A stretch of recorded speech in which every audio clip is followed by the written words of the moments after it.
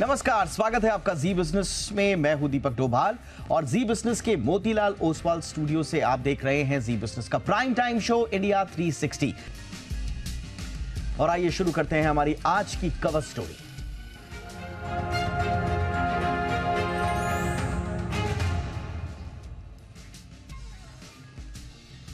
Cricket के Mahakumbh ICC world cup का ऐलान हो चुका है, शेड्यूल आ चुका है। आईसीसी यानी इंटरनेशनल क्रिकेट काउंसिल ने भारत में होने वाले ओडीआई वर्ल्ड कप का शेड्यूल कल ही अनाउंस किया था। क्रिकेट में भारत और पाकिस्तान के बीच होने वाले मुकाबले को लेकर फैंस हमेशा से ही उत्साहित रहते हैं और इस बार 15 अक्टूबर को भारत और पाकिस्तान के बीच यह मुकाबला अहमदाबाद के नरेंद्र मोदी स्टेडियम में होने वाला है। और इसे देखते हुए होटल्स के किराए अभी से आसमान छूने लगे हैं। कुछ होटल्स ने तो किराए को 10 गुना तक बढ़ा दिया है। इसके चलते एक रात का स्टे के लिए लोगों को 1 लाख रुपए तक देना पड़ रहा है। ट्रेंड देखकर पता चलता है कि कुछ होटल्स के कमरे तो अभी से पूरे बुक हो गए हैं। आमतौर पर एक लग्जरी होटल में एक दिन का किराया 5 से 8 हजार रुपए तक रहता है, जो 15 अक्टूबर के लिए अब बढ़कर 40 हजार से 1 लाख रुपए तक पहुंच चुका है। Booking.com के मुताबिक 2 जुलाई को आईटीसी वेलकम होटल का किराया 5,699 रुपए प्रतिदिन है, लेकिन 15 अक्टूबर को यह 71,999 रुपए हो चुका है। रेनेसेंस अहमदाबाद होटल का अभी किराया 8,000 रुपए प्रतिदिन है, जो कि 15 अक्टूबर को अगर आप देखेंगे तो 90,679 रुपए दिख रहा है। इसी तरह एसजी हाईवे पर प्राइड प्लाजा होटल का किराया जो है उस दिन के लिए 36,000 से ज्यादा रुपए है। साबरमती रिवर फ्रंट पर कामा होटल का किराया रविवार को 3,000 रुपए का है, लेकिन बाकी 15 अक्टूबर को अगर आप देखेंगे तो 27,000 के पार हो चुका है। ITC, Narmada, Courtyard, by Marriott, Hyatt और ताज स्काईलाइन जैसे 5 सितारा होटल्स में तो उस दिन के लिए कमरे उपलब्ध ही नहीं हैं। तो आईसीसी वर्ल्ड कप ने हॉस्पिटैलिटी सेक्टर में तो उछाल ला दिया है, बूस्ट आया है, इसमें कोई शक नहीं। वैसे भी कहा जाता है कि क्रिकेट वर्ल्ड कप जैसे कोई भी बड़े इवेंट हो, दर्शकों के लिए मनोरंजन का सुपर डोज तो ये लेकर आते ही हैं, लेकिन इकोनॉमी के लिए भी बड़े बूस्टर के तौर पर इन्हें देखा जाता है। इसीलिए थोड़ा समझने की कोशिश करते हैं आज कि इस बार का वर्ल्ड कप भारत की हॉस्पिटैलिटी इंडस्ट्री के लिए क्या क्या बूस्टर लेकर आने वाला है। और इस पर बातचीत करने के लिए इस वक्त हमारे साथ खास मेहमान आशीष गुप्ता जी जुड़ चुके हैं। कंसल्टिंग सीईओ हैं फेथ के, यानी कि federation of associations in Indian tourism and hospitality के। आशीष जी, बहुत बहुत स्वागत है आपका हमारे शो पर। सर, क्या क्या एक्सपेक्ट कर रहे हैं इस बार वर्ल्ड कप? हमने देखा इस तरह के इवेंट्स न सिर्फ हॉस्पिटैलिटी के लिए बल्कि पूरी इकोनॉमी के लिए बड़े बूस्टर लेकर आते हैं, लेकिन हॉस्पिटैलिटी, टूरिज्म, ट्रैवल इंडस्ट्री क्या एक्सपेक्ट कर रही है सर? आपकी बात बिल्कुल ठीक है। ऐसे इवेंट्स जो होते हैं जैसे वर्ल्ड कप का हो गया या फिर G20 का हो रहा है या आईपीएल होता है, इस तरह के इवेंट्स से डिमांड बढ़ती है हॉस्पिटैलिटी इवेंट्स की। और जितनी बार डिमांड बढ़ती है उससे एम्प्लॉयमेंट इम्पैक्ट होता है उस नॉट ओनली उस होटल का बट उस पूरी सिटी का, बिकॉज उससे लोकल लेवल एम्प्लॉयमेंट काफी बढ़ जाता है। अगर हम इसको कॉन्टेक्स्ट में देखें तो इंडिया और वर्ल्ड वाइड जब कोविड का इम्पैक्ट हुआ था, सबसे बड़ी इंडस्ट्री जो इम्पैक्ट हुई थी ट्रैवल टूरिज्म इंडस्ट्री, जिसमें इंडिया में ऑलमोस्ट 12% जॉब होते थे और काफी मेजर इम्पैक्ट हो गया था, काफी सारे जॉब्स चले गए थे। So it's a good beginning, अच्छी शुरुआत है पूरी इकोनॉमी के लिए। एब्सोल्युटली। देखिए, पिछली बार जब हमने देखा था 2019 का जो वर्ल्ड कप था, तो कहा था कि ये उस समय पूरी यूके की इकोनॉमी के लिए एक बड़ा बूस्टर साबित हुआ। 447.4 मिलियन वर्ल्ड कप ने जनरेट किए थे, ये पूरा टोटल इकोनॉमिक इम्पैक्ट था। ऐसा कोई असेसमेंट आप लोगों की तरफ से, खास तौर से कोई हॉस्पिटैलिटी के सेक्टर के लिए अगर कोई असेसमेंट है तो उसे साझा करें, और उसके लिए जो इंफ्रास्ट्रक्चर डेवलपमेंट होना चाहिए इस तरह के इवेंट्स के लिए, क्योंकि हम देखते हैं कि अब वर्ल्ड कप जो है वो इंटरनेशनल फिनोमिना हो चुका है। अब ऐसा नहीं है कि सिर्फ भारत की कहानी है, तो जाहिर तौर पर ओवरसीज स्पेक्टेटर्स यहाँ पर आएंगे, काफी फुटफॉल आएगा। तो इसके लिए हमारा इंफ्रास्ट्रक्चर कैसा है, और कोई असेसमेंट अगर इन टर्म्स ऑफ इम्पैक्ट अगर आपके पास हो तो साझा करें। ये अच्छा असेसमेंट बताया आपने यूके का। आई थिंक हम भी इंडियन इकोनॉमी के लिए इस पे ओवरऑल क्या इम्पैक्ट है असेस करने की कोशिश करेंगे। अभी इमीडिएटली ऐसा कोई असेसमेंट हमने रेडी नहीं किया है, बट इसको एक ओवरऑल मैक्रो पर्सपेक्टिव से देखते हैं। जो आपने क्वेश्चन रेज किया कि इंफ्रास्ट्रक्चर की रेडीनेस क्या है, अब इसको ओवरऑल पर्सपेक्टिव से देखें तो इंडियन टूरिज्म में तीन सेगमेंट्स होते हैं। यू हैव आपका इनबाउंड सेगमेंट है, डोमेस्टिक सेगमेंट है और आउटबाउंड सेगमेंट है। इनबाउंड सेगमेंट का जो पीक सीजन होता है वो सितंबर के बाद चालू होता है मार्च तक, जिसके अंदर इंडिया में फॉरेनर्स आते हैं वर्ल्ड वाइड से, और ऑब्वियसली कोविड की वजह से नहीं आए थे। अब ऐसे इवेंट से उस टाइम पीरियड के लिए, चाहे 1 महीना हो या 1.5 महीना हो, उन पर्टिकुलर सिटीज में एक बूस्ट तो आ जाती है, लेकिन सिटीज के रूम्स की प्राइसिंग उस पॉइंट ऑफ डे के लिए, जैसे आपने कुछ केसेस हाईलाइट करे, आउट ऑफ रीच हो जाती है, जिससे टूरिज्म इनबाउंड टूर प्लान करना या डोमेस्टिक टूर प्लान करना थोड़ा मुश्किल हो जाता है बाकियों के लिए। तो इंफ्रास्ट्रक्चर की हिसाब से I think as a country हमें खुश होना चाहिए कि हम ऐसे डिमांड मेजर इवेंट्स के लिए रेडी हो रहे हैं, और अकॉर्डिंगली हमें अपनी पॉलिसीज, इंफ्रास्ट्रक्चर पॉलिसीज होटल्स के लिए और एयरपोर्ट्स के लिए और ट्रैवल टूरिज्म के लिए और इनेबल करनी पड़ेंगी सेंटर और स्टेट को मिलके, जहाँ पे इंफ्रास्ट्रक्चर स्टेटस और इंडस्ट्रियल स्टेटस दिया जाए, जिससे और अकोमोडेशन क्रिएट हो। और जो आपने प्राइस पॉइंट्स इंडिकेट करे, वो प्राइस पॉइंट्स ऐसे इवेंट्स के बावजूद भी, और प्राइस पॉइंट्स बाकी सेगमेंट्स ऑफ टूरिज्म को इम्पैक्ट ना कर सकें।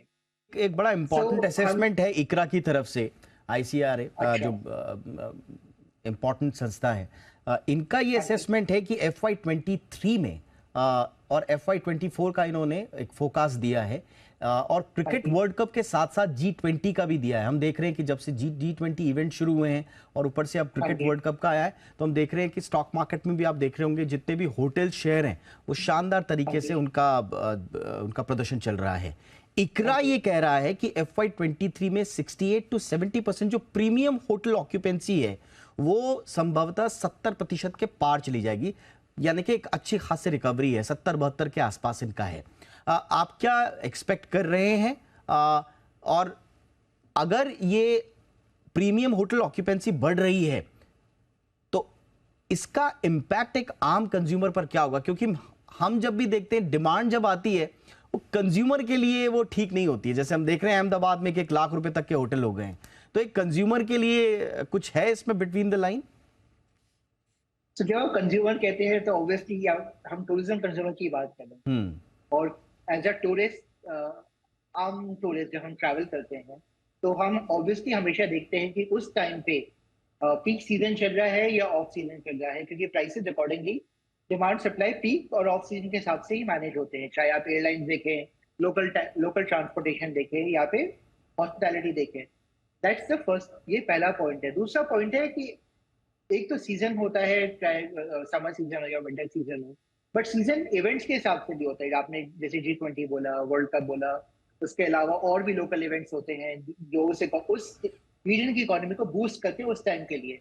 तो जो भी टूरिस्ट ट्रैवल कर रहा होता है, वो टूरिस्ट का अपना ही काम होता है असेस करना कि उस टाइम पे वहां पे क्या सीजनैलिटी चल रही है। जो आपने जैसे 2 महीने का बाद का फोरकास्ट बताया, 3 महीने का, वो सारे टूरिस्ट देख सकते हैं। बट एक बड़ी इंपॉर्टेंट बात है, जैसे आपने FY23 FY24 की बात करी, आई थिंक कोविड के बाद अगर हम देखें, अभी भी आई एम श्योर जो क्रेडिट रेटिंग एजेंसी है, अगर पूरा एनालिसिस देखेंगे तो रिकवरी पूरी नहीं हुई है। काफी सारे जो उनके बिल्डअप लॉसेस है, एक्यूमुलेटेड लॉसेस है ओवर द पास्ट 3-4 ईयर्स, अभी भी काफी होंगे। So this is a good, ये अच्छी खबर है कि हमारे पास ये डिमांड जनरेटर्स हैं। बट हम आई थिंक हमें दो चीजें एड्रेस करनी पड़ेगी। नंबर वन, ऐसे और इवेंट्स कैसे लेके आए इकोनॉमी में, और दूसरा, अपने इंफ्रास्ट्रक्चर को कैसे बूस्ट करें कि बाकी सेगमेंट्स आउटप्राइस नहीं हो, चाहे इनबाउंड हो चाहे डोमेस्टिक हो, जैसे आम आदमी की, आम टूरिस्ट की बात करिए आप। नहीं, इसमें भी आप लोगों के लिए खुशखबरी ये है कि इकरा की रिपोर्ट ये कह रही है कि इंडिया की जो होटल इंडस्ट्री है वो डबल डिजिट रेवेन्यू ग्रोथ करेगी इस बार, 13 से 15%, अच्छा खासा है। 23-24 का ये है, और जैसा कि मैं बात कर रहा था कि G20 समिट उसमें इंक्लूडेड है आईसीसी वर्ल्ड कप के साथ साथ, तो 13 से 15% की डबल डिजिट ग्रोथ काफी हेल्दी ग्रोथ कहेंगे हम इसे। लोअर बेस पे आई है ना ये, क्योंकि जब ग्रोथ तो हमेशा बेस पे देखी जाती है।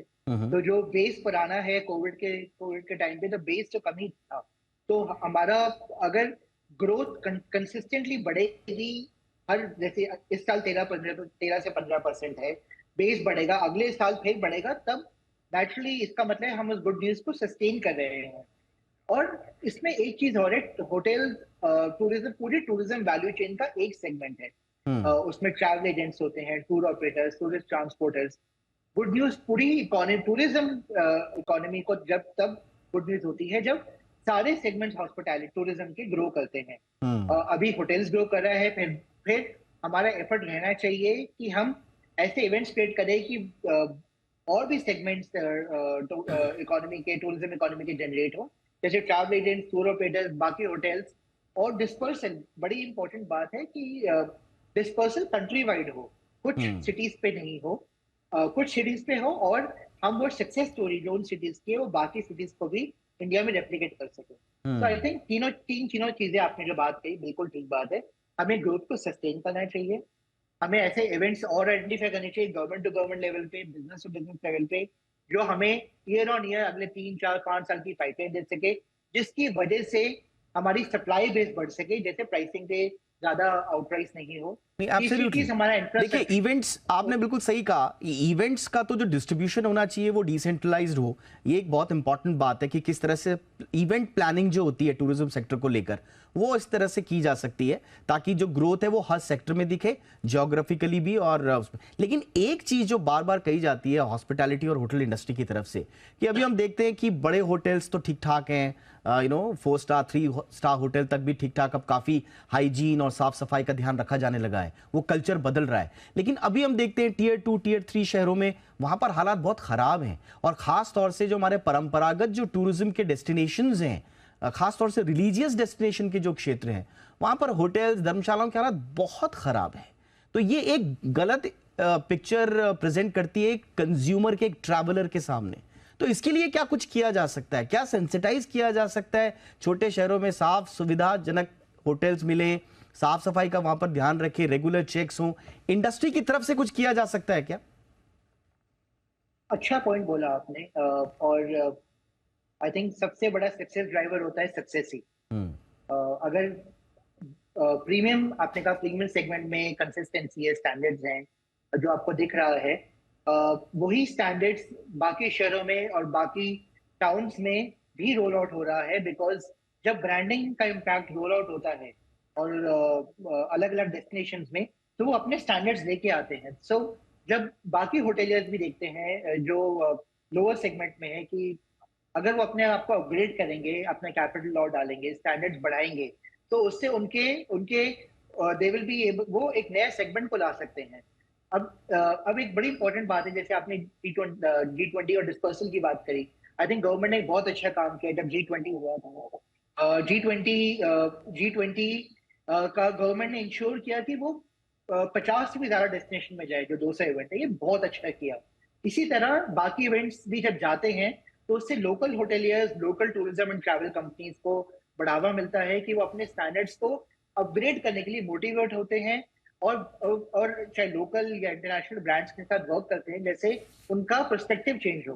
तो ये बात बिल्कुल ठीक है। आई थिंक इकोनॉमी ग्रो करती है, डिमांड ग्रो करती है, तो सप्लाई को भी इंसेंटिव मिलता है अपने आप को इन्वेस्ट करने में, ग्रो करने में। बिल्कुल, कोई भी इवेंट हो, वो गवर्नमेंट के लिए भी एक बहुत इंपॉर्टेंट इवेंट लेकर आता है, एक मौका लेकर आता है कि वो कैसे हॉस्पिटैलिटी, टूरिज्म या उससे जुड़ी हुई जो बाकी एक्टिविटीज और उनसे जुड़े हुए सेक्टर हैं, सबको ग्रो कैसे करे। कतर ने ऐसे ही $220 बिलियन खर्च नहीं किए 2022 के फीफा वर्ल्ड कप में, और बहुत सारे एस्टिमेट तो ये कहते हैं कि उतना ज़्यादा कमाया नहीं कतर ने, उससे ज़्यादा तो फीफा ने कमाया, कतर ने कम कमाया। लेकिन बहुत सारे एस्टिमेट ये भी कहते हैं कि कतर इस समय की कमाई नहीं देख रहा है, वो 2030-35 तक देख रहा है। और वहां पर जो इकोनॉमिक एक्टिविटीज जो आ रही हैं, एब्सोल्युटली जो इकोनॉमिक एक्टिविटीज आ रही हैं, कतर शायद उसका टारगेट ये है कि 6 मिलियन विजिटर्स आए 2030 तक। तो कभी कभी जो है आपको थोड़ा खर्चा भी करना पड़ता है, सोच अलग रखनी पड़ती है कि एक बड़े इवेंट से आप लॉन्ग टर्म स्ट्रैटेजी के साथ कैसे इकोनॉमी के लिए इंपॉर्टेंस रख सकते हैं। एब्सोल्युटली। अब देखते हैं ये वर्ल्ड कप हमारे लिए कितना सफल आता है। हॉस्पिटैलिटी और टूरिज्म सेक्टर के लिए तो हम सब लोग बुलिश हैं कि अच्छा आएगा, लेकिन बाकी इंडस्ट्री के लिए भी ठीक ठाक रही, यही उम्मीद। बहुत बहुत शुक्रिया आशीष गुप्ता वक्त निकालने के लिए, थैंक यू सो मच। तो ये थी हमारी कवर स्टोरी।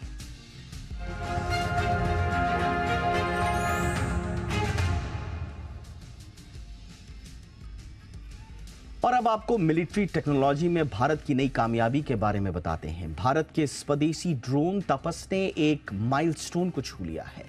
तपस नाम का मतलब होता है तपस्या, और डीआरडीओ के वैज्ञानिकों की तपस्या से तैयार ये ड्रोन 200 बार आसमान में उड़ान भर चुका है। इस ड्रोन को अभी डेवलप किया जा रहा है। अब देश की तीनों सेनाएं इस स्वदेशी ड्रोन का परीक्षण कर सकती हैं। ये एक मल्टी मिशन यानी कि ऑलराउंडर ड्रोन है। एक उड़ान में ही ये जासूसी और निगरानी दोनों तरह का काम कर सकता है। आसमान में 30,000 फीट की ऊंचाई पर यह ड्रोन करीब 24 से 30 घंटे तक नॉन स्टॉप ऑपरेट कर सकता है। और इसकी कामयाबी को देखकर डिफेंस एक्सपर्ट का कहना है कि अगर इसी तरह से इसका डेवलपमेंट जारी रहा तो आगे चलकर यह अमेरिका के प्रेडेटर ड्रोन की तरह एक भरोसेमंद प्लेटफॉर्म बन सकता है।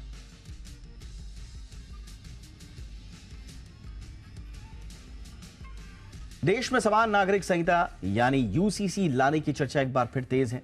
यूसीसी पर लॉ कमीशन की लोगों से राय मांगने के बाद अब पीएम मोदी ने भी इस पर बहस छेड़ दी है। उन्होंने विपक्ष पर इस मुद्दे पर राजनीति करने का आरोप लगाया और कहा कि सुप्रीम कोर्ट ने भी इस पर एक कानून बनाने को कहा है। पीएम के इस बयान के बाद सियासत गरमाई हुई है। देश की सियासी जमात दो हिस्सों में खड़ी दिखाई दे रही है।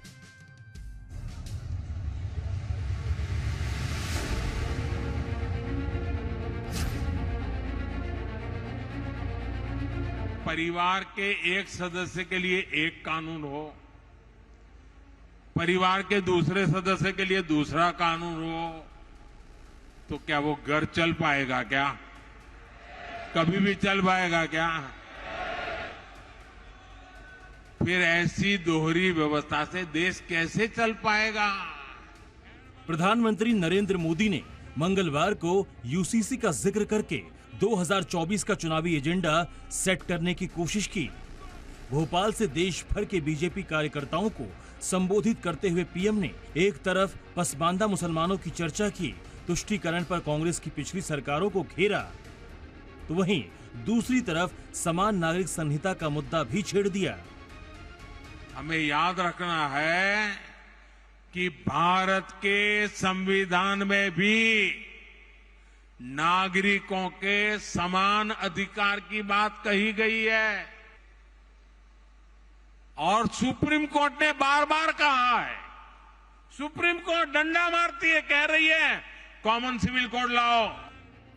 पीएम मोदी के समान नागरिक संहिता लाने के संकेत से देश का सियासी पारा चढ़ गया और वो विपक्ष के निशाने पर आ गए। इस दौरान एआईएमआईएम के अध्यक्ष असदुद्दीन ओवैसी ने आरोप लगाया कि यूसीसी का मकसद भारत के मुसलमान को टारगेट करना है। ओवैसी ने मुसलमानों को टारगेट करने का आरोप लगाया तो छत्तीसगढ़ के मुख्यमंत्री भूपेश बघेल ने सवाल किया कि अगर यूसीसी लागू हुआ तब आदिवासियों की संस्कृति और परंपराओं का क्या होगा।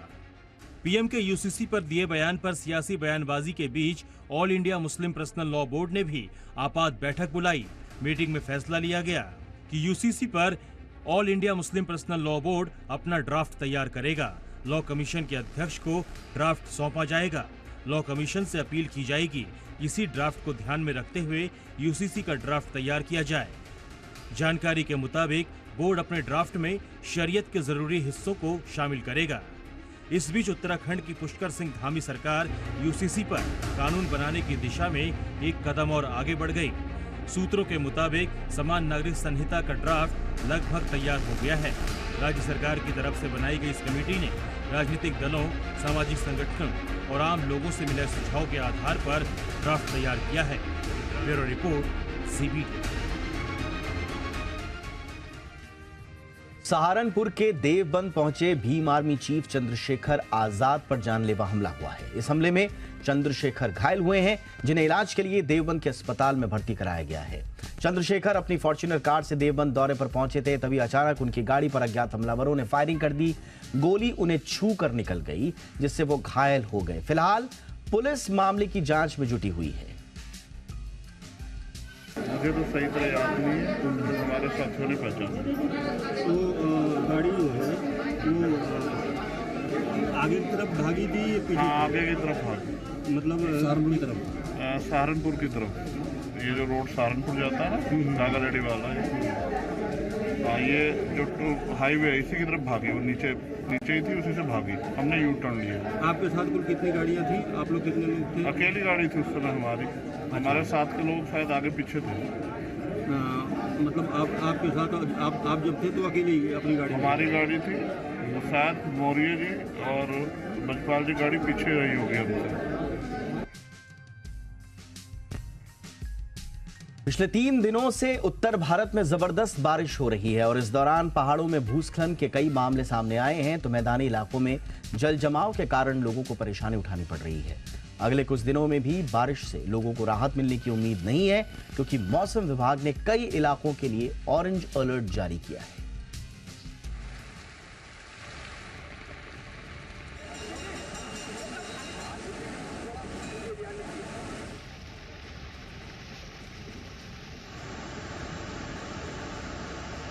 पिछले 5 दिनों से हो रही मूसलाधार बारिश की वजह से देश के कई हिस्सों में हालात बेहद खराब हो गए हैं। आसमान से बरस रही आफत से पहाड़ से लेकर मैदानी इलाके तक प्रभावित हुए हैं। तस्वीरें हिमाचल प्रदेश के बिलासपुर की हैं, जहां भारी बारिश की वजह से पहाड़ का एक हिस्सा टूट गया। जिस समय पहाड़ की चट्टान दरकी, उस समय वहां कई लोग मौजूद थे जो समय रहते पीछे हट गए। इसके बाद पहाड़ का एक हिस्सा भरभरा कर नीचे गिर गया। रास्ते पर पहाड़ का मलबा गिरने से लोग सड़क के दोनों किनारों पर फंस गए। लैंडस्लाइड की वजह से चंडीगढ़ जाने वाला रास्ता भी पूरी तरह से बंद हो गया।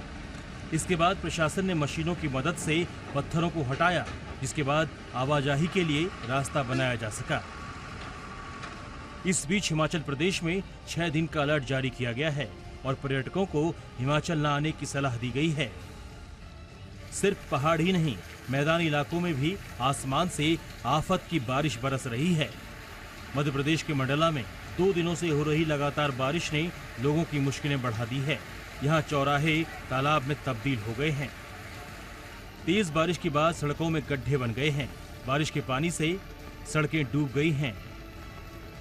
मंडला के ही घुघरी विकास खंड के ग्राम पंचायत खमरिया के बाकल नाला में 7 लोग बाढ़ में फंस गए। बताया जा रहा है कि ये लोग मछली पकड़ने गए थे, तभी अचानक बाढ़ आ गई। इन लोगों को स्थानीय प्रशासन, पुलिस और स्थानीय लोगों की मदद से निकाला गया। वहीं मध्य प्रदेश के निवाड़ी में भारी बारिश के बाद बेतवा नदी का जलस्तर अचानक बढ़ गया। इस दौरान यहाँ झांसी से पिकनिक मनाने आए 6 लड़के लड़कियां बीच टापू पर फंस गए।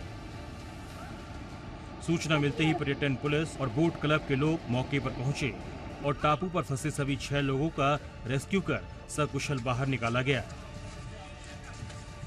तेज बारिश के बाद पंचकुला में भी लोगों की मुसीबत बढ़ गई। यहाँ झमाझम बारिश की वजह से सड़कें जलमग्न हो गई। वहीं राजधानी दिल्ली में हुई कुछ देर की बारिश ने तमाम सिविक एजेंसियों की पोल खोलकर रख दी। मुनीरका में सड़कें दरिया में तब्दील हो गईं। इस दौरान जल जमाव के कारण इस रास्ते से निकलना बेहद मुश्किल हो गया। कई गाड़ियां जल जमाव में डूबने के कारण खराब हो गईं। दूसरी तस्वीर आउटर रिंग रोड के IIT फ्लाईओवर के पास की है, जहां थोड़ी देर की बारिश के बाद कई किलोमीटर लंबा जाम लग गया। इस दौरान सड़क के दोनों तरफ गाड़ियां रेंगती हुई नजर आईं। मौसम विभाग की माने तो दिल्ली में इस पूरे हफ्ते बारिश जारी रहेगी, जिससे भीषण गर्मी से राहत मिलेगी और तापमान में कमी दर्ज की जाएगी। ब्यूरो रिपोर्ट, जी मीडिया। बारिश के चलते मुंबई में भी स्थिति बिगड़ती दिख रही है। बारिश के पानी से अंधेरी सबवे भर गया और इसके कारण सबवे बंद करना पड़ा और इसके बाद अंधेरी सबवे का ट्रैफिक डायवर्ट किया गया। वहीं मौसम विभाग ने अगले 4 से 5 दिनों तक मुंबई में भारी बारिश की संभावना जाहिर की है। इसके बाद बीएमसी एक्शन मोड में है। बीएमसी ने अधिकारियों को निचले इलाकों का दौरा करने का निर्देश दिया है। शहर के पानी से डूबे इलाकों में राहत पहुंचाने के निर्देश भी जारी किए गए हैं। कांग्रेस नेता राहुल गांधी कल से 2 दिन के मणिपुर दौरे पर रहेंगे। मणिपुर में राहुल गांधी इम्फाल और चूरा चांदपुर के रिलीफ कैंप्स और सिविल सोसाइटी के लोगों से मुलाकात करेंगे। उधर मणिपुर की हिंसा को लेकर खुफिया एजेंसियों ने बड़ा खुलासा किया है। रिपोर्ट के मुताबिक इस महीने हथियारों की एक और बड़ी खेप म्यांमार के रास्ते मणिपुर में पहुंचाई गई। एजेंसियों को शक है कि यह हथियार म्यांमार में सक्रिय चरमपंथी गुट चिन डिफेंस फोर्स पहुंचा रहा है।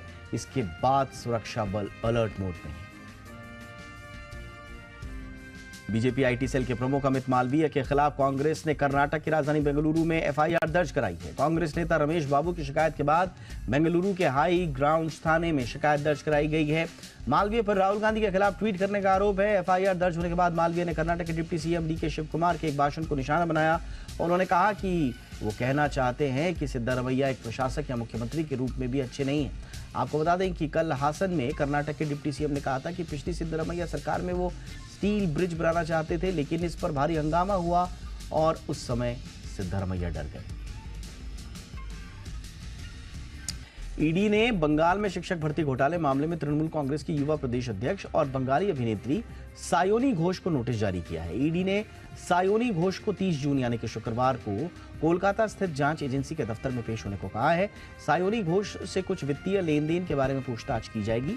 बंगाल के पूर्व शिक्षा मंत्री पार्थ चटर्जी, उनके करीबी दोस्त अर्पिता मुखर्जी और शिक्षा विभाग के कई वरिष्ठ अधिकारियों को घोटाले में उनकी कथित संलिप्तता के लिए गिरफ्तार किया गया है। दिल्ली के साक्षी मर्डर केस में आरोपी साहिल के खिलाफ 640 पेज की अंतिम चार्जशीट कोर्ट में दाखिल कर दी गई है। दिल्ली पुलिस ने आज इसकी जानकारी दी। 28 मई को रात को उत्तरी दिल्ली के शाहबाद डेरी इलाके में साहिल ने नाबालिग साक्षी की चाकू और पत्थर मारकर हत्या की थी। वहीं 29 मई को दोपहर बाद साहिल को यूपी के बुलंदशहर से गिरफ्तार कर लिया गया था। तब से वो पुलिस रिमांड पर है। अवैध धर्मांतरण को लेकर यूपी के सीएम योगी आदित्यनाथ ने सख्त संदेश दिया है। सीएम योगी ने कहा कि अवैध धर्मांतरण एक बड़े अंतर्राष्ट्रीय सिंडिकेट का काम है। उन्होंने कहा कि यह धर्मांतरण सिंडिकेट का सफाया जरूरी है। योगी ने कहा कि आस्था को सम्मान दिया जाए, लेकिन कोई नई परंपरा शुरू न हो। सीएम योगी ने आने वाले पर्व त्योहारों के सौहार्दपूर्ण आयोजन को लेकर भी दिशा निर्देश दिए। मुंबई के मीरा रोड इलाके में एक सोसाइटी में एक परिवार 2 बकरे ले आया। जैसे ये लोग बकरे लेकर लिफ्ट से निकले तो लिफ्ट के पास लगे कैमरे में ये घटना कैद हो गई। वीडियो सामने आते ही सोसाइटी के नाराज लोगों ने प्रदर्शन किया। लोगों ने आरोप लगाया कि ये बकरे कुर्बानी देने के लिए लाए गए थे। पुलिस ने इस मामले में 11 लोगों के खिलाफ मामला दर्ज किया है। सोसाइटी के लोगों का कहना है कि सोसाइटी में नोटिस लगाया गया कि बकरा लाने और कुर्बानी देने की इजाजत नहीं है। इसके बावजूद 2 लोग बकरे ले आए और लिफ्ट से उन्हें अपने घर भी ले गए। दिल्ली के प्रगति मैदान टनल में 24 जून को हुई लूट से पहले रेकी की एक्सक्लूसिव तस्वीरें सामने आई हैं। एक वीडियो में लूट को अंजाम देते हुए दिखाया जा रहा है, जबकि दूसरे वीडियो में लूट से पहले चांदनी चौक पर रेकी की जा रही है। जानकारी के मुताबिक चांदनी चौक से गुरुग्राम पैसे भेजे जा रहे थे, लेकिन बदमाशों ने पीछा किया और बंदूक की नोक पर पैसों से भरा बैग लूट लिया। दिल्ली पुलिस ने अब तक 5 लाख रुपए बरामद किए हैं, जबकि 7 आरोपियों को पकड़ा है। पुलिस का कहना है कि 2 या 3 आरोपी और गिरफ्तार हो सकते हैं।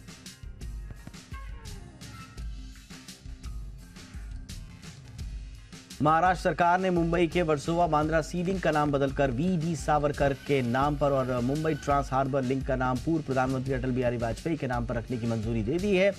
मुख्यमंत्री एकनाथ शिंदे की अध्यक्षता में राज्य मंत्रिमंडल की बैठक में निर्णय लिया गया। 17 किलोमीटर लंबा वर्सोवा बांद्रा सीलिंग तटीय सड़क के हिस्से के रूप में अंधेरी को बांद्रा वर्ली सीलिंग से जोड़ेगा, जबकि MTHL मुंबई को नवी मुंबई से जोड़ेगा। MTHL का काम इस साल दिसंबर तक पूरा होने की उम्मीद है।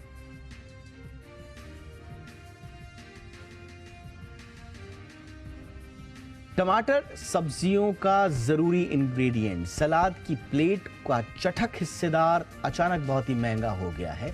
जो लोग टमाटर खरीदने बाजार पहुंच रहे हैं, वो दुकानदार पर अपना गुस्सा भी उतार रहे हैं, तो वहीं दुकानदार अपना दर्द रो रहे हैं। साथ ही एक सवाल ये भी उठ रहा है कि इतने महंगे टमाटर का मुनाफा किसानों तक पहुंच रहा है या फिर कोई और बीच में मुनाफा कमा जा रहा है। क्या है टमाटर के दामों का पूरा खेल, देखिए। टमाटर 100 रुपए का 1 किलो, 100 रुपए का 1 किलो। टमाटर के दामों से जनता तो बेहाल है ही, साथ ही उन दुकानदारों का भी हाल बेहाल है जो गली मोहल्लों में जाकर सब्जियां बेचा करते हैं, क्योंकि अब लोग टमाटर के दाम सुनकर आग बबूला हो जाते हैं और इन छोटे दुकानदारों को ही जमकर खरी खोटी सुनाते हैं। भाई हमें ये बताइए कि ये बीते कुछ दिनों में ही टमाटर के भाव बढ़े हैं, उसके पीछे कारण क्या है और कितना भाव बढ़ा है? इसके पहले तो 35-40 रुपए किलो था एक हफ्ता पहले, अभी जो है ना 75-80 हो गया है। ये तो मंडी का भाव हो गया, मतलब आप यहाँ से कहाँ मार्केट में जाएगी सब्जी? तो मार्केट में कितना होगा भाव? वही बिकेगा 100-110 रुपए। यहाँ से मार्केट जाएगा, मार्केट में 100-110 की कीमत हम लगा सकते हैं। तो जब गृहिणियों और जब हाउसवाइफ्स की किचन तक इसे पहुँचाना होगा तो वहाँ पर भाव कितना हो सकता है? 120 तक, मतलब 120। और अब से कुछ दिनों पहले इसका भाव कितना था जब घर में बिकता था, घर तक पहुँचने में? 35 से 40 तक। 35 से 40 जी।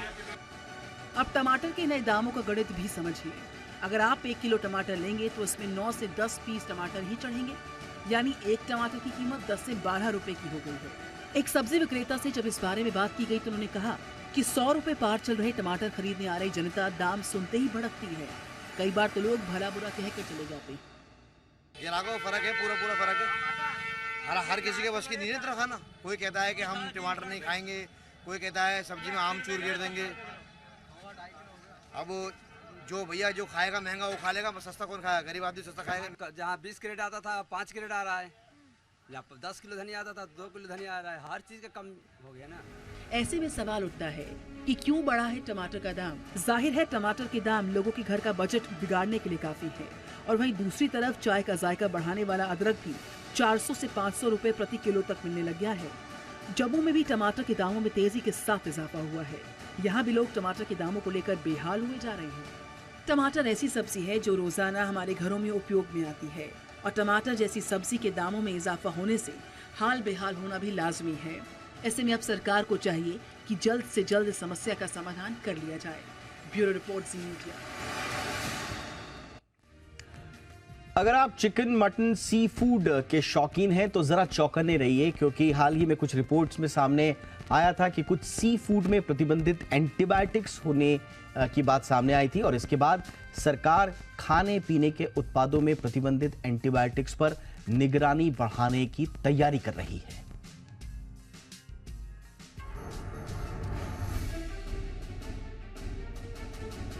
धीरे धीरे हमारी बॉडी एंटी माइक्रोबियल रेजिस्टेंट हो जाएगी।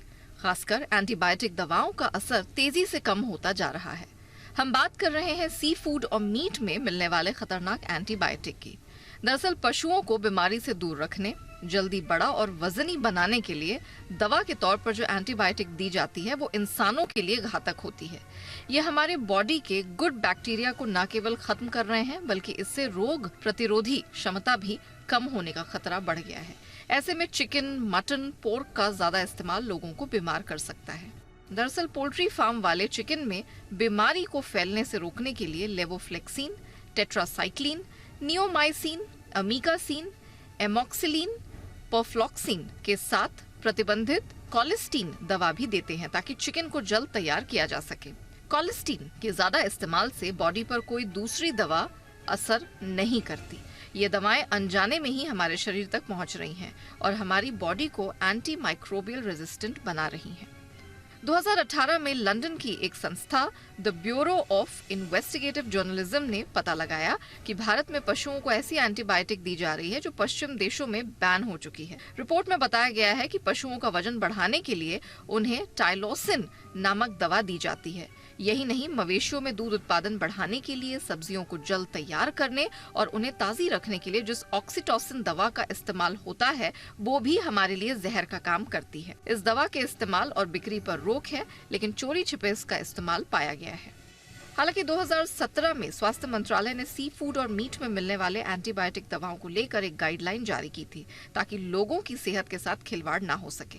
वहीं ड्रग टेस्टिंग अथॉरिटी बोर्ड यानी कि डीटैप ने फसाई पशुपालन और डेयरी विभाग, मछली पालन विभाग के साथ सी फूड निर्यात से जुड़ी अथॉरिटी एम्पीडा को मामले में संज्ञान लेने और इसे निजात दिलाने के उपाय खोजने की बात कही है। लेकिन अभी इस मामले में सरकार की ओर से बहुत कुछ किया जाना बाकी है। भारत ने मौजूदा कारोबारी साल में सी फूड के निर्यात में बड़ी छलांग लगाई है और अब तक का ऑल टाइम हाई यानी $8 अरब से अधिक का निर्यात किया गया है।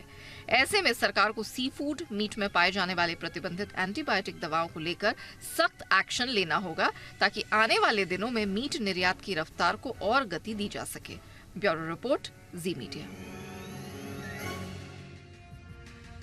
आज इंश्योरेंस अवेयरनेस डे है। इंश्योरेंस एक ऐसी चीज है जो हर किसी के पास होनी चाहिए, मगर हमारे देश में इसे लेकर जागरूकता बहुत कम है। देश में इंश्योरेंस लेने वालों की संख्या 5% से भी कम है। मेरी सहयोगी स्वाति रैना से जानते हैं कि इंश्योरेंस क्यों जरूरी है। स्वाति, आज इंश्योरेंस अवेयरनेस डे है, ऐसे में कौन कौन से इंश्योरेंस हैं जो हर किसी के पास होने ही चाहिए? हमारे देश में इंश्योरेंस की जागरूकता बेहद ही कम है। आपको जानकर हैरानी होगी कि देश में सिर्फ 4.2% लोगों के पास आज की तारीख में इंश्योरेंस है और ये इकोनॉमिक सर्वे का डेटा कहता है। और जो ग्लोबल एवरेज है 7% का टू जीडीपी, उससे बहुत ही कम आंकड़े हैं भारत में इंश्योरेंस की दायरे के हिसाब से, अगर इसको हम समझें तो। और अगर हम रैंक के हिसाब से देखें तो भारत टॉप 20 देशों में भी नहीं आता है इंश्योरेंस के दायरे के मामले में। अब इसमें सवाल ये उठता है कि इंश्योरेंस लेना जरूरी क्यों है और वो कौन से इंश्योरेंस हैं जो आपके लिए लेना बहुत ज्यादा इंपॉर्टेंट है। इसमें 2 इंश्योरेंस के बारे में आप जरूर समझ लीजिए। एक है प्योर लाइफ इंश्योरेंस, जिसको टर्म इंश्योरेंस कहा जाता है, और दूसरा है हेल्थ इंश्योरेंस। टर्म इंश्योरेंस मतलब सिंपल सा, आपके बाद आपके परिवार का आर्थिक सहारा। टर्म इंश्योरेंस के फायदे बहुत होते हैं। लोगों में भ्रम है कि टर्म इंश्योरेंस में तो पैसा कुछ मिलेगा नहीं, तो टर्म इंश्योरेंस लेने का फायदा क्या है। अब खुदा न खास्ता अगर कुछ हो जाता है परिवार के उस व्यक्ति के साथ जिसके पास टर्म इंश्योरेंस है, तो उसके परिवार को आर्थिक सहायता मिलती है टर्म इंश्योरेंस के पैसों से। और सबसे बड़ा फायदा टर्म इंश्योरेंस का यह है कि कम प्रीमियम पर आप एक बड़ा अमाउंट टर्म इंश्योरेंस का ले सकते हैं। कहा जाता है सिंपल रूल, आपकी आय का कम से कम 20 गुना टर्म इंश्योरेंस होना चाहिए और हर किसी के लिए लेना बेहद जरूरी है। क्योंकि ये लाइफ इंश्योरेंस के दायरे में आता है तो आप इसमें बेनिफिट भी ले सकते हैं सेक्शन 80C का। तो ये एक बहुत ही जरूरी इंश्योरेंस है जो आप सबको लेना चाहिए। दूसरा इंश्योरेंस जो है, जो हर किसी को लेना चाहिए, वो है हेल्थ इंश्योरेंस। कोविड के बाद हमने ये समझ लिया कि जिंदगी कितनी जरूरी है और जो खर्च होता है हमारे इलाज पर वो और भी ज्यादा बढ़ जाता है जब हमारी जेब पर भारी पड़ता है। तो इसलिए मेडिकल इन्फ्लेशन को ध्यान में रखते हुए और अस्पतालों के बढ़ते खर्च को देखते हुए मेडिकल इंश्योरेंस आपके लिए होना बेहद जरूरी है। जानकार तो ये भी कहते हैं कि आप अगर 5 लाख का बेसिक कवर लेते हैं, उस पर कम से कम 20 लाख का आप टॉप अप जरूर लें। ये इंपॉर्टेंट है किसी के लिए भी मेडिकल इंश्योरेंस के लिहाज से। और क्रिटिकल इलनेस जो है वो एक अलग से आपके लिए प्लान लेना बेहद जरूरी है। तो सवाल यही कि कौन से 2 इंश्योरेंस लेने सही है। एक टर्म इंश्योरेंस लाइफ इंश्योरेंस के दायरे में जो आता है, और दूसरा आपकी जिंदगी का जो सुरक्षा कवच है जिसको कहा जाता है मेडिकल इंश्योरेंस। ये 2 इंश्योरेंस है जो आपको लेनी चाहिए। बात बाजार की। शेयर बाजार ने आज फिर इतिहास रच दिया। निफ्टी ने अपने पुराने ऑल टाइम हाई के रिकॉर्ड को पीछे छोड़ते हुए नई ऊंचाई हासिल की है। वहीं सेंसेक्स ने भी रिकॉर्ड स्तर को छुआ। आइए शुरुआत करते हैं शेयर बाजार में आई इस तेजी से।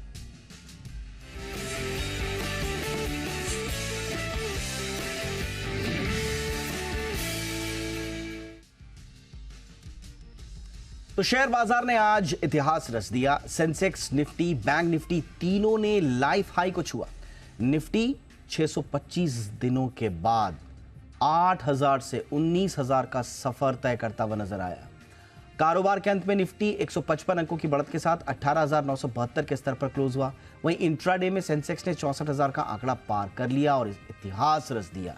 और अंत में सेंसेक्स करीब 500 अंकों की बढ़त के साथ 63,915 के स्तर पर बंद हुआ। बैंक निफ्टी ने भी आज रिकॉर्ड बनाया। बैंक निफ्टी 200 अंकों से ज्यादा उछलकर 44,328 के लेवल पर बंद हुआ। मेटल, फार्मा, एनर्जी और छोटे मझोले शेयरों में तगड़ी खरीदारी देखने को मिली। और बाजार के ऐतिहासिक दिन का हाल बता रहे हैं मेरे सहयोगी वरुण दुबे। देखिए, भारतीय बाजारों के लिए आज ऐतिहासिक दिन था क्योंकि निफ्टी, सेंसेक्स, बैंक निफ्टी तीनों ने अपना लाइफ हाई छुआ है और दिसंबर 2022 के बाद अब जाके निफ्टी ने अपना लाइफ हाई छुआ है। और इससे भी इम्पोर्टेंट तो ये है कि काफ़ी इंपॉर्टेंट लेवल्स को यहाँ पे मार्केट ने पार किया। आप देखिए, निफ्टी 19,000 के ऊपर जाते हुए नजर आया क्योंकि अक्टूबर 2021 में 18,000 का लेवल इसने छुआ था, उसके बाद अब जाके 19,000 के लेवल को पार किया है। सेंसेक्स ने भी 64,000 का लेवल जो है वो आज पार किया है। और देखिए, ग्लोबल मार्केट का सपोर्ट तो था ही, लेकिन साथ ही साथ हमारे जो घरेलू कहीं ना कहीं ट्रिगर्स थे वो भी काफ़ी हद तक काम आए हैं और इसके लिए ये जो लेवल्स है आपको देखने मिले हैं। और सिर्फ आज ही नहीं, पिछले 3 दिनों से लगातार बाजार में तेज़ी है, हर निशान में हम बंद हो रहे हैं। इनफैक्ट 3 दिनों में निफ्टी में करीब 0.25% के आसपास के गेंस जो है वो देखे गए हैं। स्टॉक्स पर भी एक्शन काफ़ी ज़्यादा था, सेक्टर्स तमाम जो थे वहाँ पे आपको हरे निशान में कारोबार देखने मिला है। सबसे ज़्यादा तो मेटल्स में खरीदारी थी। निफ्टी के टॉप गेनर में देखिए JSW स्टील था, इसके अलावा टाटा मोटर्स में तेज़ी देखने मिली, CLSA का अपग्रेड जो था उसका इम्पैक्ट देखने मिला, सन फार्मा, टाइटन में तेज़ी थी, गिरावट HDFC लाइफ में थी, वहाँ पे वैसे भी ब्लॉक डील्स का इम्पैक्ट देखने मिला, टेक महिंद्रा, M&M, हीरो मोटो में गिरावट देखने मिली। इसके अलावा बैंकिंग, ऑटो, ये वो स्टॉक्स थे जिनमें सबसे ज़्यादा फोकस था। बैंकिंग स्टॉक्स में कर्नाटका बैंक, करूर वैसा बैंक, बैंक ऑफ महाराष्ट्र 3 से 9% के आसपास का इम्पैक्ट था। ऑटो एंसिलरी में JBM auto, force Motors, Bajaj auto जैसे स्टॉक्स थे जहाँ पे तेज़ी थी करीब 2 से 15% के आसपास की। ट्रैवल स्टॉक्स में अच्छी खासी तेज़ी थी। BLS इंटरनेशनल को आप देखिए, इंडियन होटल्स यहाँ पे 3-4% के आसपास के गेंस देखने मिले। इसके अलावा मिड कैप, स्मॉल कैप काफ़ी सारे स्टॉक्स थे जिनमें हरकत थी। न्यूक्लियर सॉफ्टवेयर को देखिए, यहाँ पे करीब 10-11% के आसपास की तेज़ी थी। Indo Count, SP apparel, UTI, AMC जैसे स्टॉक्स थे जहाँ पे खरीदारी हुई है। गिरावट देखने मिली है Narayan health, Gujarat state Petronet, PB fintech, Cochin shipyard जैसे काउंटर से यहाँ पे थोड़ा बहुत दबाव देखने मिला है। तो ऐतिहासिक दिन था भारतीय बाजारों के लिए। लाइफ हाई पे हमारे मार्केट जो है उन्होंने आज छुआ है। काफ़ी सारे ट्रिगर्स थे, ग्लोबल ट्रिगर्स थे जिसका भी असर देखने मिला। साथ ही साथ जो एक्सपायरी थी उसका भी काफ़ी हद तक असर जो है वो भारतीय बाजारों पे देखने मिला है। और निफ्टी का 19,000 तक का सफर बताने के लिए जुड़ रहे हैं अरमान। सिग्निफिकेंस काफ़ी ज़्यादा है। अब मैं डेटा के साथ आपको ये बताऊंगा कि क्यों इसका सिग्निफिकेंस मैं बोल रहा हूँ काफ़ी ज़्यादा है। अगर आप 18,000 से 19,000 तक की रैली की अगर आप बात करें तो ये हमने अचीव करी है लगभग 625 दिनों में हमने ये अचीव करी है। लगभग 21 महीने के आसपास हम लगे हैं जब पहले हमने 18,000 को छुआ था और उसके बाद ये 19,000 को हम छूते हुए दिखे। अब अगर आप जर्नी को मैं थोड़ा रिवाइंड करूँ तो जर्नी को अगर आप देखें, जब आपको 24 मार्च 2020 को जब 7,500 के आसपास का निफ्टी था, अगले 3 दिन में ही आपको निफ्टी जो है वो 9,000 के ऊपर आता हुआ दिखा था। उसके बाद आप अगर आप देखेंगे 10,000 भी लगभग 68 दिन में जो है वहां पर आता हुआ दिखा था। ओवरऑल अगर आप देखें 7,500 से अगर 18,000 को छूने के लिए, जो कि 24 मार्च 2020 से बात करूं मैं 11 अक्टूबर 2021, इस पूरे समय में अब हमें 566 दिन जो लगे थे, लगभग 19 महीने लगे थे 7,500 से 18,000 को पार करने के लिए। पर सिर्फ 18,000 से 19,000 को पार करने के लिए हमने टोटल डेज ले लिए 625 दिन के आसपास। तो काफी बड़ा आपको कंसोलिडेशन जो है 18,000 से 19,000 के आसपास होता हुआ दिखा। और अगर आप देखें इसके पहले, अगर आप देखें जो सब सेकंड हाईएस्ट जो 1,000 की अगर आप रैली जहां पर सबसे ज्यादा दिन लगे थे, वहां पर हमें तब 15,000 से 16,000 जब हमको छुआ था, तब वहां पे लगभग 179-180 डेज के आसपास लगे थे। उसके बाद अगर आप देखें यहां पर 625 दिन हमें लग गए हैं 18,000 से 19,000 होते हुए भी। और अगर आप ओवरऑल यहां से अगर आप देखेंगे तो टोटल जितने हमें दिन लगे थे 7,500 से 18,000, उससे कहीं ज्यादा दिन तो हमें 18,000 से 19,000 पार करने में लग गए। और अब जानते हैं कि 1 दिसंबर 2022 से अब तक किन कंपनियों के शेयरों ने निवेशकों को किया मालामाल या फिर किया नुकसान। साथ ही में ये भी जानेंगे कि किस सेक्टर का कैसा प्रदर्शन रहा, और ये बताने के लिए मेरे साथ हैं नूपुर। पिछले लाइफ हाई से लेके अब तक किन स्टॉक्स में मोमेंटम हुआ है वो मैं आपको बताती हूँ। लेकिन पिछला हाई लगाया था हमने दिसंबर 1, 2022 को 18,887.6 के आसपास का ये हाई था। उसके बाद मार्च में एक डिप आते दिखा था, 16,828 के आसपास निफ्टी गिरता हुआ नजर आया। उसके बाद से लेके अब तक 13% की रैली आपको निफ्टी ने दी है। लेकिन दिसंबर 2022 जब हमने पिछला लाइफ हाई छुआ था निफ्टी पे, उससे लेके अब तक कहाँ पे मोमेंटम है, कौन से स्टॉक्स आपको तेजी की तरफ लेके गए, कहाँ से सपोर्ट आया, उसमें आपको सबसे ऊपर दिखेगा आईटीसी 31% के रिटर्न के साथ फिलहाल ट्रेड कर रहा है ये stock. Tata Motors 30%, Bajaj auto देखे तो 25% का रिटर्न यहाँ पे आते हुए दिखा। इसके अलावा ब्रिटानिया इंडस्ट्रीज, अल्ट्राटेक सीमेंट भी पीछे नहीं है, ये भी इस रैली में पार्टिसिपेट करते हुए दिखे। 14.5% की रैली यहाँ पर भी आते हुए दिखी। लूजर्स, पिछले लाइफ हाई से अब तक के लाइफ हाई में किसने सपोर्ट नहीं दिया? अदानी ग्रुप के स्टॉक्स दिखेंगे आपको। अदानी एंटरप्राइजेस 36%, इन्फोसिस 22%, अदानी पोर्ट्स देखे तो 16% की गिरावट यहाँ पे दिख रही है। यूपीएल और सिप्ला भी इस कैटेगरी के लिस्ट में आपको नजर आएंगे। लेकिन रैली सिर्फ निफ्टी में नहीं है, bank Nifty, small cap, mid cap, Sensex जिसकी भी बात करें सब में आपको रिटर्न दिख रहा है। और पिछले लाइफ हाई से स्मॉल कैप की बात करें तो 7% का रिटर्न ये इंडेक्स दिखा रहा है। 9% का रिटर्न आपको मिड कैप ने दिया है। 1% निफ्टी 50 के रिटर्न 50 के इंडेक्स में दिखेगा। 2% का रिटर्न आपको बैंक निफ्टी में भी नजर आ रहा है। लेकिन कौन से सेक्टर्स थे जो सबसे ऊपर दिखे? सबसे ऊपर एफएमसीजी, कंजम्पशन का बूस्ट आते हुए नजर आया। 16% का रिटर्न इस इंडेक्स ने दिया है। रियल्टी उसके पीछे 13% की दौड़ लगाते हुए दिख रहा है। ऑटो में भी देखें तो 12% की तेजी आपको नजर आएगी। कंजम्पशन और बैंक्स भी पीछे नहीं, ये भी आपको सेक्टर गेनर्स की लिस्ट में दिखेंगे। थोड़ी सी रुकावट अगर कहीं से आई है तो वो ऑयल और आईटी के कुछ काउंटर्स है जहाँ से आपको नेगेटिव रिटर्न्स इस रैली में आपको दिखे। इसके अलावा जब मार्च में जब हमने 16,828 का लेवल छुआ था, उसके बाद जो गेनर्स एंड लूजर्स के लिस्ट में आपको बता देती हूँ, उसमें अदानी एंटरप्राइजेस में रिकवरी आपको दिखेगी। करीबन 40% का रिटर्न यहाँ पे दिख रहा है। टाटा मोटर्स यहाँ पे बैक के लिस्ट में 40% क्लोज टू यहाँ पे रिटर्न नजर आ रहा है। इंडसइंड बैंक 31% की रैली यहाँ पे दिख रही है। बजाज फाइनेंस और डिवीज लैब इंटरेस्टिंग नाम है, 28% का रिटर्न इस स्टॉक ने दिया है मार्च लो से। और लूजर्स में आईटी की तरफ से पार्टिसिपेशन कम था तो इन्फोसिस सबसे ऊपर है, टेक महिंद्रा और फिर यूपीएल। और आइए आपको एक इस वक्त की अहम खबर दे दें। सेबी बोर्ड मीटिंग के अहम फैसले आपको बता दें। अब से कुछ देर पहले ही सेबी बोर्ड की मीटिंग खत्म हुई है और उसके बाद अब फैसले क्या क्या लिए गए हैं इस मीटिंग में, इस पर जानकारी चलकर आ रही है। जी बिजनेस पर एक्सक्लूसिव जानकारी आप देख रहे हैं। इसमें सबसे इंपॉर्टेंट फैसलों में से एक, आईपीओ लिस्टिंग की मियाद घटाकर T+3 करने को मंजूरी दे दी गई है। शेयर बाजार नियामक सेबी ने स्टॉक मार्केट में आईपीओ की लिस्टिंग के लिए टाइमलाइन घटाने का प्रस्ताव पहले दिया था और लिस्टिंग की मियाद T6 से घटाकर T3 दिन का प्रस्ताव रखा गया था और इसे मंजूरी दे दी गई है। इससे कंपनियों को पैसा जुटाने में दरअसल आसानी होगी और निवेशकों को अर्जी के बाद जल्दी लिक्विडिटी भी मिल जाएगी। तो ये एक बड़ी खबर, आईपीओ लिस्टिंग की मियाद घटाकर T+3 करने को मंजूरी। इसके अलावा एफपीआईज के लिए अतिरिक्त डिस्क्लोजर के नियम को भी मंजूरी मिली है। स्कोर्स और ऑनलाइन विवाद निपटारे के लिंकिंग को भी मंजूरी मिल गई है। इससे ऑनलाइन विवाद निपटारे में तेजी आएगी, ये एक इंपॉर्टेंट फैसला। इसके अलावा इनवेट्स और रीट्स के निवेशकों को बोर्ड में जगह देने के प्रस्ताव को भी मंजूरी मिली है। तो सेबी बोर्ड मीटिंग के कुछ अहम फैसले आप इस वक्त देख रहे हैं जी बिजनेस पर एक्सक्लूसिवली, और इन फैसलों के बाद इनका हम आने वाले समय में विश्लेषण भी करेंगे।